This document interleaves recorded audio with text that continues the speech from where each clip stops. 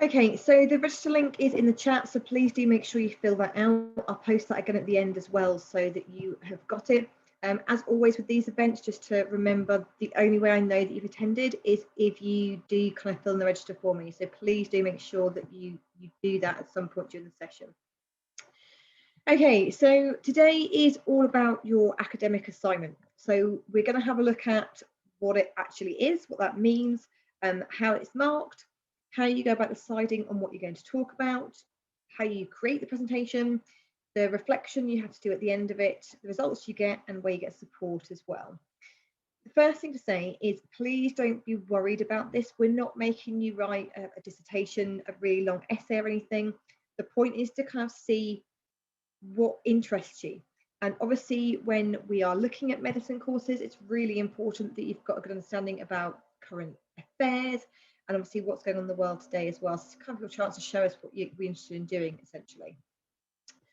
So, as I said in the emails, and I've tried to make really clear, it is a compulsory part of the programme. So if you want to get a reduced offer to study medicine at the University of Leicester, you have to do the academic assignment and you have to pass it as well. It's not designed to take up loads of your time. We reckon somewhere between 5 and 10 hours in total of actual work to do so over the next few months. But it should show your understanding of an area of research similar to what you expect to do as part of the medicine course. So it will take the form of a short 5-minute presentation around a topic of your choice. It could be anything at all, and also writing a reflective statement. So yes, it's work, it's an assignment you have to do as part of the programme, but you will also develop some key skills as part of it as well. So you'll learn how to do research, you'll learn about referencing, you'll get better at communication and presenting. Independent work as well is really important. It will also help you with your medicine interviews. Obviously, we hope that you all apply for Leicester, in which case, provided you pass the programme, you get your minimum requirements in the UCAT. Obviously, we don't look at things like personal statements at that point. And our interviews are all mini multiple interviews rather than kind of a one-to-one chat. But obviously, you've got other choices to make on the UCAS form as well. And when you do write a personal statement, you can talk about the research you've done for your academic assignment. And actually, that could be something that you talk about in an interview as well. So it's a really good thing to kind of help you going forward too. And hopefully it will help improve your confidence. I know that presenting isn't for everybody. And some of you may be thinking, oh, I've got to present something, but we'll do it in as a supportive as way as we possibly can. And we're not there to kind of to judge your presenting skills necessarily, but more around the topic you've chosen. It's going to be a topic you've chosen to do. So hopefully you'll have interest in it and you'll want to share what you found out as well. As I said before, we are making it a bit simpler this year. It is a simple pass or fail. We want you to pass. So we won't be looking for reasons to fail you. We are going to be looking for ways to pass you. So the two kind of differences for a pass, you should have a clear title that you're researching. You're using 3 or more sources for the information. You've referenced it properly, you've presented it well, and you've shown some evidence of reflection as well at the end of it. To fail, you basically need to not do any work. You haven't got a clear title, you only use kind of maybe one source, you haven't referenced properly, your presentation's a bit all over the place. On the whole, people pass the academic assignment. So we're not looking to fail you. But it is really important to make clear that if you do fail the academic assignment, you cannot pass the Access Leicester Medicine programme. We don't allow resits, you can't retake it at all. This is kind of your one shot really. So do take a bit of time over it and think carefully obviously about what you're going to talk about and how you're going to go about it. We are absolutely there to support you as well, so I don't think you have to do it all on your own. But do kind of take it seriously, I suppose, is the main thing. So in terms of how to go about writing it then. So the first thing you've got to do is pick a topic. So decide on what it is you actually want to research. Now this can be anything at all. So any topic that might interest you. So maybe there's a history of diabetes in your family. Maybe you've got a relative who's had cancer and that's made you think more about certain areas.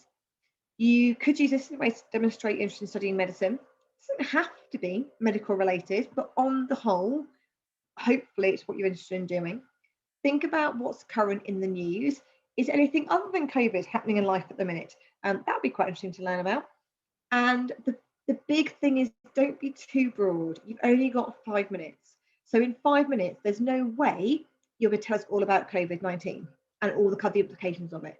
What you might be able to do is pinpoint part of that. Maybe you want to look at long COVID and what that means. Maybe you want to look at children in COVID and why they're not as susceptible to it. So think about obviously a narrower focus and don't keep it too broad. So once you've decided what you want to talk about, then you start doing your research. That's where you start looking into it a bit more. So the academic assignment isn't just your chance to tell us your views and opinions on things. It's about doing some research into it. You can use the internet, you can use books. Do make sure your information is up to date, and most especially of all, keep a note of where you got your information from, because this is where your referencing will come in later down the line. Do plenty of research and make a plan as well then. So you might have an idea of a topic in mind. You might go away and start your research and go, actually, this bit's more interesting. So you can change your topic accordingly. That's no problem at all. Once you've got all that kind of the research, you've got your facts and things, that's when you go, right, how am I going to structure this? How am I going to make this into a presentation? And 5 minutes, it might sound like a lot to talk about something. When you're talking about something you've got an interest in, you will find that 5 minutes is nothing at all, and it will absolutely fly by. So don't need to do too much in terms of the way of presenting, because there's just not a lot of time there. And do make sure you use reliable sources as well. So for example, Wikipedia, not a reliable source. There's some links in the handbook that I'll be sending out to you tomorrow, which will show you kind of where you can get your information from, rather than just like relying on using Google, basically. In terms of what your assignment should look like, it will take the form of a PowerPoint presentation. Obviously, we're not fixated with PowerPoint itself, so it can be any other kind of slideshow presentation you want to do, but PowerPoint style is what we're after. Ideally, try to make it visually attractive, and that just means don't fill a slide completely with text. So you see some pictures, there are different kind of text box and things. Don't make it all text. Do try and kind of spread that out a little bit. Try to avoid too many transitions, those things that fly in the screen and fly off the screen. You might think it looks great to start off with, but when you start presenting, you then realize you forget at what point things are going to fly in and fly out again, and it can be quite distracting as well. So just try and keep it really, really simple. You've only got, as I said, 5 minutes. And generally speaking, we recommend working on 1 slide per minute. And that's it. That's your 5 slides gone. And your final slide needs to be a bibliography and a reference where all your information has come from. Now, you don't need to talk through that slide. So that bibliography slide doesn't have to be your 1 minute. Okay, so you can have 5 slides first, a minute per slide, and then your last one is your bibliography, which is just kind of there for us to look at the end. But essentially, it's going to be 5 slides, and that's it. So the guidebook I'm going to send you after this is going to have loads of information about the assignment itself and about what we're looking for. We'll have the marking criteria in, and it'll also talk about how to do proper referencing as well. Obviously, you might do it already, you might know about it already, you might not have a clue. So the referencing, we're not going to be super strict on. We want to see you giving it a go and having kind of read through the advice we've given you. We do have a whole page of examples in the guidebook as well. So there's kind of no reason not to do it properly.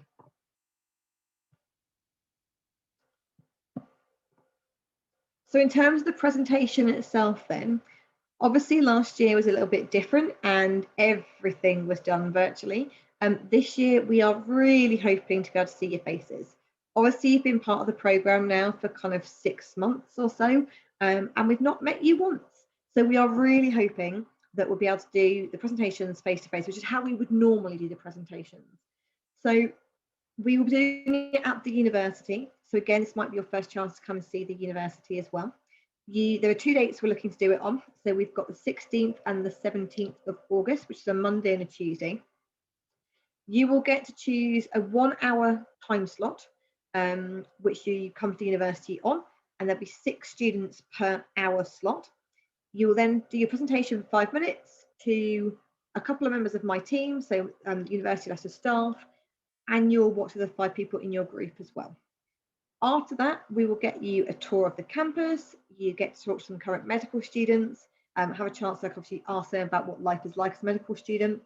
So hopefully we'll make it a little bit more than just 5 minutes on campus. You'll be able to kind of have a look around and ask some questions as well, and actually meet some medical students face to face. So I will send out more information about this kind of later, probably next week or so. And you'll be able to choose what date you can do. You'll be able to choose a time slot you can do as well.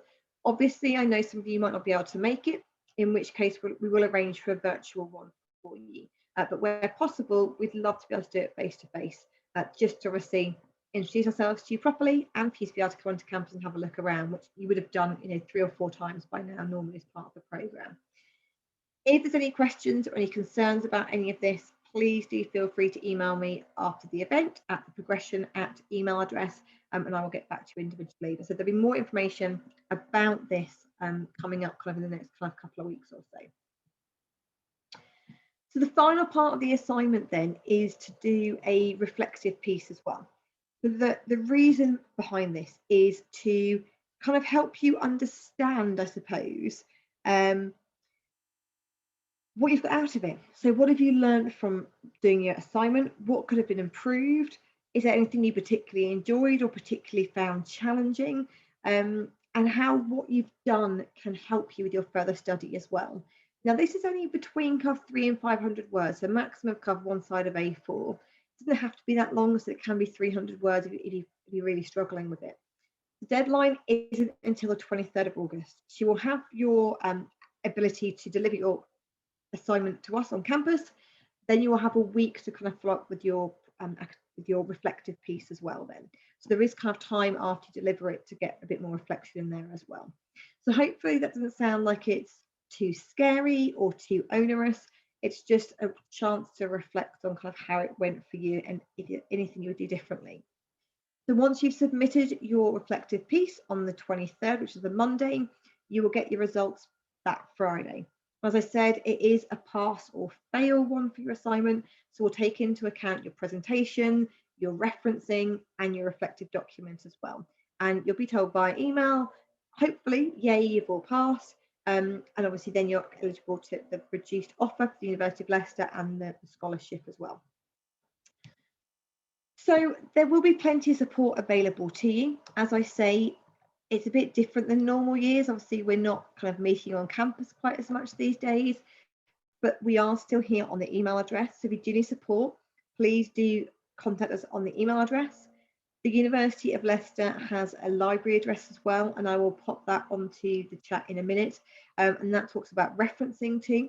As I said, there is I think it's probably a 5-page document. No, not even that, 10-page guidebook coming your way as well, either this evening or tomorrow. And that guidebook goes through everything I've just spoken about. It will show you the marking criteria. It gives you some examples in there as well. So we'll also send you an example of somebody else's presentation. So you can see the kind of thing that we're looking for from you and kind of the kind of level of detail in there as well. And that will all be sent out to you as soon as we can. And there's loads of information there to support you. If you do have questions, please just shout. If you're not sure about what something means or how to go about starting on a topic, or you're stuck between things, just drop me an email and I'm quite happy to kind of help support a little bit more. If I find I'm getting lots of the same questions, then I might put together a short webinar or something for you, get some students to talk about how you go through things. But as I say, that will just depend on kind of how questions go. So with the reflective piece needs to be submitted by email, yes. So you'll be producing a Word document basically, and you'll be able to submit that after you've delivered your presentation to us, and that will come through by email. So you might want to make a start on that before you actually deliver the presentation. You can talk obviously about the actual researching, how you went about choosing your topic and things, and then you can do the kind of the follow-up bit about the presentation after that as well. So you don't have to leave it all to the end or anything. So hopefully that all makes sense. So that's it really. We've been super speedy, but that's all I kind of wanted to say about it at this point. I will be sending out the guidebook. I'll put the registration details in the chat again in just a moment. But are there any questions about the academic assignment. Is there anything that people aren't sure about they want to check before we go? Or is this your chance to ask anything you want to, really? So a word total. No, there's no word count for presentation because you're actually going to be delivering it as a presentation. It doesn't matter kind of how much stuff you have to share. You've got 5 minutes. We won't be timing you for the second. So if you go over by a couple of minutes, it's not a problem. But we won't be letting you go on for kind of 7, 8, 9 minutes. Equally, it does need to be 5 minutes in terms of minimum. So if you're massively short, that is something you might be marked down with a little bit. So do kind of practice, do share with other people, get people to listen to your presentation as well. But once you have a topic, you will probably find, if anything, you're going to be running over time rather than under, because you'll find a topic that interests you, that you want to research about, and you'll find there's loads to say. You can put graphs in there if you want to, you can put pie charts, you can put pictures, it's entirely up to you. So do you deliver in groups? So the presentations are obviously individual, so you'll be doing it on your own, but you'll be with it, there's a group of 6 of you, and the 6 of you will deliver in the space of an hour. So you will get to hear 5 other presentations who are kind of part of your group. And as a group, you'll be going for your campus tour and talking to medical students. So yes, in a sense, you'll be part of a group when you're doing a delivery, but you'll be delivering your own presentations. So you're not sort of doing a group, you're not group work, you are doing it individually. Is there anything else anyone wants to check?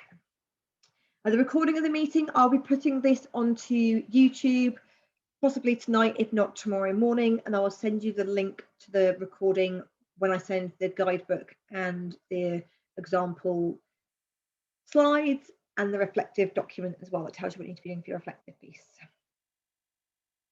Anything else anybody wants to know before we finish? The registration details are in the chat again as well, so do make sure you register for the session so I know that you turned up. I will be emailing out tomorrow with all the follow-up information, and then hopefully within the next couple of weeks I will get out whether it's a doodle poll or an Eventbrite link so you can sign up for the sessions in person. So just to make note of those dates again, it's the 16th and the 17th of August that we'll be holding those sessions. I know some of you might be on holiday, fingers crossed some of us get to go on holiday this year, but don't worry, if you know already that you can't make those 2 days, do drop me an email and we'll get a virtual date set up. That is only though if you have a real reason for not being there. We really want to get you guys onto campus, having a look around, talk to some students, and actually doing what we should have been doing for the last year, really, which is doing events face to face. So any final questions before I let you go for your evenings? The link to register, yep, no problem. Link is in the chat again if you need it.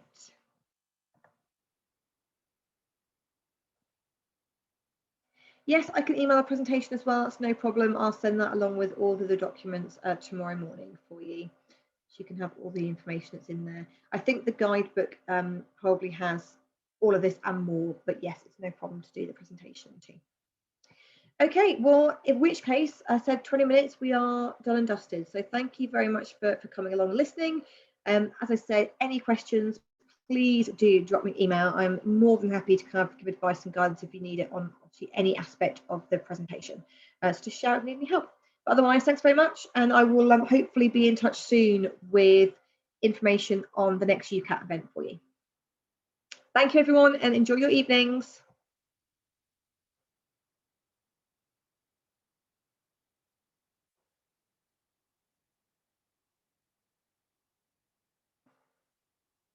Thank you, everyone.